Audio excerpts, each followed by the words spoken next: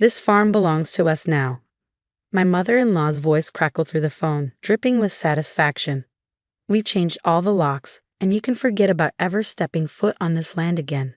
I stood in my kitchen, gripping my coffee mug so hard my knuckles turned white. Through the window, the city skyline seemed a world away from the sprawling farmland I'd grown up on. The property isn't yours to take, Diana, I replied, keeping my voice steady despite the anger bubbling inside me. My name is Olivia Parker, and at 32, I was listening to my mother-in-law steal my family's legacy. The 300-acre farm had been in my family for 4 generations, and now, barely 3 months after my grandfather's passing, Diana thought she could simply claim it as her own. Oh, but it is, she sneered. The new deed is already filed. Your grandfather left everything to Michael, my precious son. You're just the farmer's granddaughter who got lucky enough to marry into our family. Did you really think you'd inherit anything? I closed my eyes, remembering last summer's evening when Grandpa had called me out to the old oak tree. His eyes had twinkled with that familiar mischievous glint as he pressed a small brass key into my palm. There's more to this land than meets the eye, Liv, he'd whispered. When the time comes, you'll know what to do. Diana, I said calmly, you might want to check those property records again. Carefully this time. Don't threaten me, girl, she spat. Your grandfather was a senile old man who didn't know what he was doing in his final years. The court will see it our way. Michael agrees with me completely. Of course he did. My husband had changed since his mother moved in with us last year. The kind, understanding man I married had become a puppet, dancing to Diana's every tune. When Grandpa passed, Michael hadn't even attended the funeral, claiming he had an important business meeting. I'll be there tomorrow morning, I said firmly. Don't touch anything in Grandpa's study. Her laugh was sharp and cruel. The study's already been cleared out. All that outdated farming equipment and those worthless old maps are in the dumpster where they belong. We're modernizing this place, turning it into something actually profitable. My heart skipped a beat, but I forced myself to remain calm. Diana didn't know about the hidden bunker beneath the study, the one Grandpa had shown me that summer evening. The entrance was concealed behind an old filing cabinet, protected by a combination lock that only I knew how to open. See you tomorrow, Diana, I said and hung up before she could respond. I immediately called my best friend Emma, who also happened to be a property lawyer. They've done what? She exclaimed after I explained the situation. Olivia, that's impossible. I helped your grandfather update his will last year. The farm is legally yours. Diana claims they filed a new deed, I said, pulling out the brass key from my jewelry box where I'd kept it safe. She says Grandpa left everything to Michael. That's fraud, Emma replied, and I could hear her typing furiously. Give me an hour. I'll pull the records and see what they filed. While waiting for Emma's call back, I packed a small overnight bag. My hands brushed against the old leather-bound journal Grandpa had given me on my wedding day. Inside were detailed maps of the farm, including underground water sources and hidden storage spaces that had helped our family survive the Great Depression. Diana thought she knew everything about our land, but she had no idea what secrets it held. Grandpa had always said our farm was special, that it held treasures more valuable than gold. I'd assumed he meant the memories we created there, but now I wondered if there was more to his words. Emma called back just as I was loading my bag into the car. Olivia, this is serious, she said. They submitted documents claiming your grandfather was mentally incompetent when he wrote his last will. They're trying to invalidate it completely. I started the engine, a plan already forming in my mind. Can you meet me at the farm tomorrow morning? Bring whatever legal documents you have. I'll be there at 8, she promised. Don't let them destroy anything else until I arrive. As I drove through the night, memories flooded back. Summers spent helping Grandpa in the fields, learning every inch of our land. The secret paths through the woods, the hidden springs, and most importantly, the underground bunker that had been our special secret. One day, Liv, Grandpa had told me, someone might try to take this land from you. When that happens, remember, the truth lies beneath the surface. I hadn't understood his words then, but now they made perfect sense. In that bunker were documents dating back to the farm's original purchase, maps showing hidden resources, and most importantly, proof that this land was meant to be mine. Diana thought she'd won, that she could bully and manipulate her way into stealing my inheritance. She had no idea that Grandpa had spent years preparing for this very situation. He'd known Diana's true nature long before any of us had seen it. As the city lights faded behind me and the familiar countryside stretched ahead, I felt a surge of determination. This wasn't just about property or money, it was about preserving a legacy, protecting the land that had been in my family for generations. Tomorrow would change everything. Diana and Michael thought they held all the cards, but they didn't know about the ace I had up my sleeve. The hidden bunker contained something that would shatter their carefully constructed plan, something that would prove once and for all who this land really belonged to. The moon cast long shadows across the fields as I drove down the familiar country roads. In less than 12 hours, I would face off against my mother-in-law and the man I once thought I knew. But this time, I wasn't just fighting for myself. I was fighting for Grandpa's legacy, for the land he loved, and for the truth he trusted me to protect. The brass key felt warm in my pocket, a reminder that some things were worth fighting for. Diana had no idea what was coming, but by tomorrow evening, she'd learn that you don't mess with a farmer's granddaughter, especially one who knows where all the secrets are buried. The familiar gravel crunched under my tires as I pulled up to the farmhouse at dawn. The morning dew still clung to the grass, and the old oak tree cast long shadows across Grandpa's carefully tended garden. Everything looked the same, yet somehow different, like a photograph slightly out of focus. Diana's pristine Mercedes was already parked in the driveway, looking completely out of place next to the weathered barn. As I stepped out of my car, the front door swung open.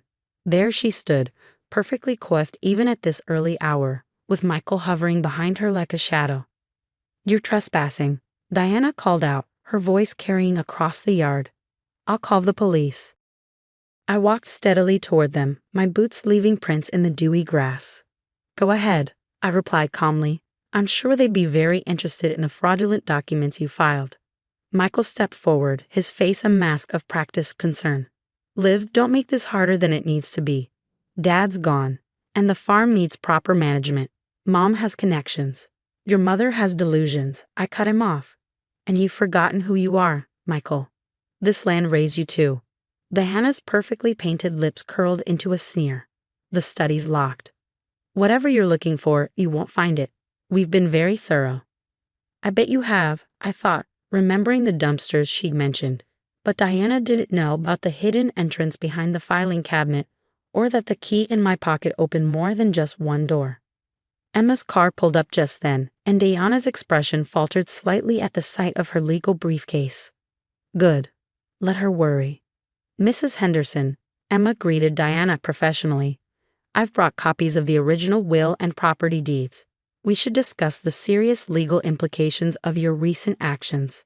"This is private property," Diana started, but Emma cut her off.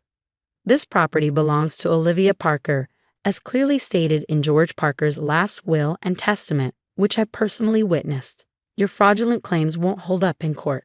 While Emma kept them distracted in the kitchen with legal documents, I slipped away to Grandpa's study. The room had been ransacked, drawers pulled out, papers scattered everywhere.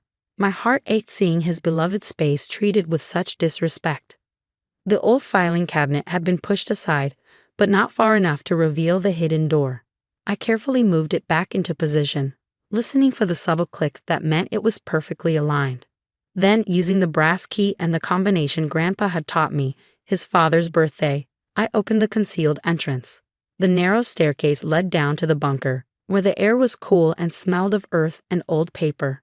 I flicked on my flashlight, and there it was, exactly as Grandpa had shown me. Metal filing cabinets lined the walls, each containing decades of farm records, original deeds, and most importantly, the evidence of what made this land truly special. I grabbed the specific folders Grandpa had pointed out last summer, along with a rolled-up survey map from 1943. Then I noticed something new, an envelope with my name on it, written in Grandpa's familiar shaky handwriting. Inside was a letter dated just weeks before his passing. "My dearest Liv, if you're reading this, then Diana has made her move sooner than we expected. In the bottom drawer of the third cabinet, you'll find documentation of the mineral rights survey conducted last year. The results will explain why she's so desperate to claim our land. Don't let her bully you, sweetheart. You're stronger than she knows. Love, Grandpa." My hands trembled as I opened the survey report. The technical language was complex, but the conclusion was clear: significant deposits of rare earth minerals had been discovered beneath the northwestern section of our farm. The land Diana thought was worthless old farmland was sitting on a fortune. I gathered everything and hurried back upstairs, finding Emma still engaged in heated discussion with Diana and Michael in the kitchen. Diana was waving some document in Emma's face, her voice shrill with indignation. "This medical evaluation clearly shows." Diana stopped mid-sentence when she saw me. "Where have you been?" I spread the documents across the kitchen table, watching Diana's face pale as she recognized the minerals survey report. "Looking for these?" I asked quietly. "Is this why you were so eager to claim Grandpa's worthless farm?" Michael stepped forward, his eyes fixed on the papers. "What are those?" "Proof that your mother knew about the mineral deposits months ago," I said, meeting his gaze steadily. "She's been planning this takeover since before Grandpa died. The medical evaluation she's waving around, the doctor's signature is dated after Grandpa's death. Care to explain that, Diana?" Diana's composure cracked. "You don't understand what's at stake here. That old fool was sitting on a gold mine and didn't even know it." "He knew," I corrected her, pulling out more documents from the bunker. "He knew everything. He just chose to protect the land instead of exploiting it. Something you'd never understand." Emma was already photographing the fraudulent documents, her face grim. "This is serious fraud, Mrs. Henderson. We're talking potential criminal charges." Diana's perfectly manicured hands began to shake. "Michael, do something." But Michael was staring at the survey maps, recognition dawning in his eyes. "The northern woods, that's where Dad taught me to fish. You were going to strip mine it?" "It's business." Diana snapped. "Something you two sentimental fools clearly don't understand." I watched my husband's face as the truth sank in. For the first time in months, I saw a glimmer of the man I married, the one who used to love this land as much as I did. "Get out," Michael said quietly, surprising us all. "Mom, get out. Now." Diana's face contorted with rage. "After everything I've done for you?" "Everything you've done has been for yourself," he cut her off. "Dad was right about you. Get out before we press charges." I stood there, documents spread across the kitchen table where I'd eaten countless meals with Grandpa, watching as Diana grabbed her designer purse and stormed out. The screen door slammed behind her, and her Mercedes peeled out of the driveway, leaving a cloud of dust in its wake. The silence that followed was heavy with unspoken words. Michael turned to me, his shoulders slumped. "Liv, I'm so sorry. I didn't know. I should have." I held up my hand, stopping him. "We'll talk later. Right now, Emma needs to file these documents with the court and start proceedings to clear the fraudulent claims." As Emma gathered the papers, I walked to the window, looking out over the fields that had sustained my family for generations. The morning sun had burned away the dew, and the land stretched out green and alive in every direction. Grandpa had trusted me to protect it, and I had. But the battle wasn't over yet. The weeks following Diana's dramatic exit were filled with legal proceedings and difficult conversations. Emma worked tirelessly to clear the fraudulent claims, while Michael and I began the painful process of rebuilding trust. One evening, as the sun set over the cornfields, we sat on the front porch swing, just like Grandpa used to do. The familiar creaking of the chains filled the silence between us. "I found more letters," I said quietly, pulling out a stack of weathered envelopes from my pocket. "Grandpa wrote them over the years, documenting everything Diana tried to do to get control of the farm." Michael took them with trembling hands. "He knew. All this time." "He knew she was playing a long game," I replied, watching his face as he read. "That's why he prepared everything so carefully. He wasn't just protecting the land from her. He was protecting us too." The letters revealed a pattern of manipulation spanning years. Diana had tried multiple times to convince Grandpa to sell, each offer more aggressive than the last. But he'd stood firm, knowing the true value wasn't just in the minerals beneath the soil, but in the legacy the land represented. "I've been such a fool," Michael whispered, his voice thick with emotion. "All those business meetings she arranged, the investment opportunities she pushed, it was all about getting control of the farm." I placed my hand over his. "You wanted to believe in her. That's not foolish, it's human." The screen door creaked open, and Emma stepped out, holding a stack of papers. "It's done," she announced with a satisfied smile. "The fraudulent claims have been completely dismissed, and I've filed restraining orders against Diana. She can't come within 500 feet of the property. Relief washed over me. Thank you, Emma, for everything. Don't thank me yet, she grinned. Wait until you see what else I found in those old records. Your grandfather wasn't just protecting the land, he set up a conservation easement. The mineral rights can never be exploited. This farm will always be exactly what it is, a farm. Michael let out a surprised laugh. He really did think of everything. That he did, I agreed, thinking of the bunker and its carefully preserved documents. He knew this land's real value isn't in what's beneath it, but what grows on it. Over the next few months, Michael and I worked to restore what Diana had tried to destroy. We replanted Grandpa's vegetable garden, repaired the old barn, and slowly found our way back to each other. The farm became our healing ground, just as it had been for generations before us. Diana made one last attempt to challenge the will, but her case crumbled when her fraudulent activities came to light. The last we heard, she'd moved to Florida, as far from our fertile Illinois soil as she could get. 1 year after that tumultuous morning in the kitchen, I stood under the old oak tree, holding a small brass key. It was time to add my own documents to the bunker, continuing the tradition of protecting our legacy. Michael joined me, carrying our newborn daughter, Grace. Should we show her? He asked, nodding toward the hidden entrance. I smiled, watching our daughter's eyes track the dancing leaves above.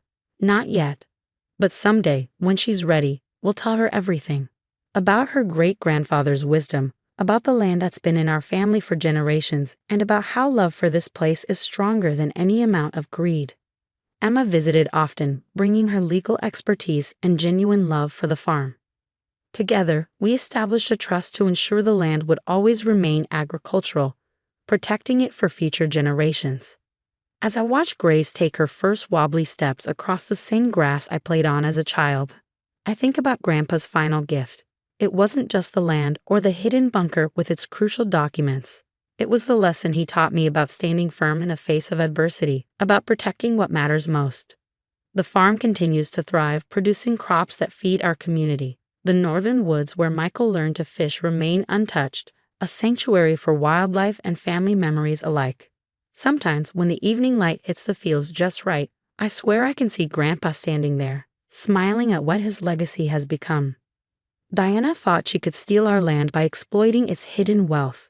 What she never understood was that the real treasure was never the minerals beneath the soil. It was the soil itself, the memories it holds, and the future it promises to those who love it enough to protect it. As for Michael and me, we've learned that some bonds, like the roots that run deep beneath our fields, grow stronger when tested. We're not just farmers now. We're guardians of a legacy that will continue long after we're gone, preserved in the hidden bunker and in the hearts of those who call this land home. Grace's laughter echoes across the fields as she chases butterflies through Grandpa's garden, and I know with absolute certainty that we did the right thing. This is where we belong, and no amount of greed or manipulation can ever change that. The brass key hangs on a hook by the door now, a reminder that sometimes the greatest victories come not from fighting, but from standing firm in what you know is right. Just as Grandpa always said, the truth lies beneath the surface, in the soil, in the soul, and in the heart of those who love this land enough to protect it.